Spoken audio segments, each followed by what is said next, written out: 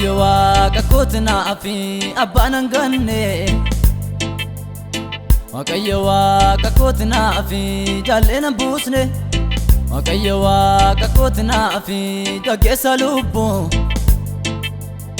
Waaqayyo waaqa kootinaa fi itti hafuun gaabbu jaalladheera afaarfatamoo anaan maqaansa Amaneera tasan shakkamoo dubbiin afoonsa Hunda keessa adda ta'eetu beekamtii qaba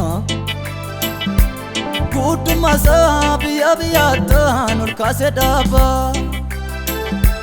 Jaalladheera afaarfatamoo anaan maqaansa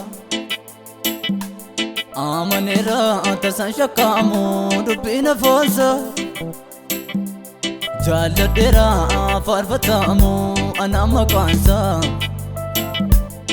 Amaneera tasan shakkamoo dubbiin afoonsa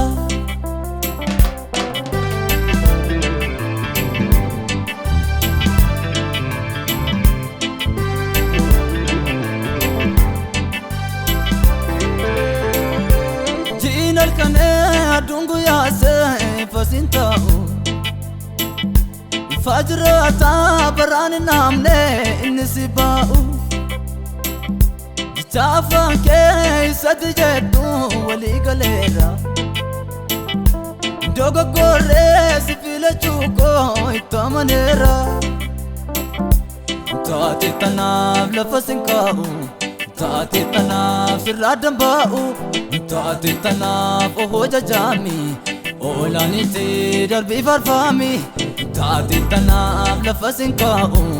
Taate tanaaf sirraa dambaa'u Taate tanaaf atoo jajaami Oolaanitti darbii farfaami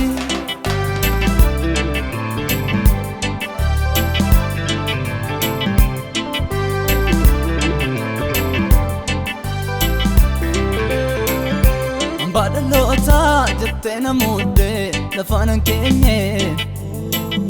Rasaas hin beeku osoo naan jettu anoon nageenye Narra danoomee kitila gooftaa tolli kee kooni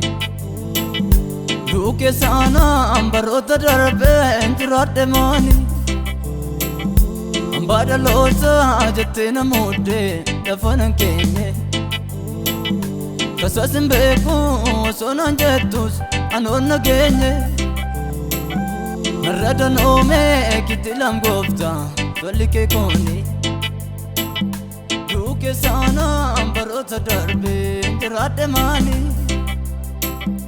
Ani eenyu gooftaa manni koo maali du'a lubbuutiin kana naaf duute Dhiphina hamaa sanaaf dandeesse Gochannoo kaanii kana naaf goote Ani eenyu gooftaa manni koo maali du'a lubbuutiin kana naaf duute Dhiphina hamaa sanaaf dandeesse Gochannoo kaanii kana naaf goote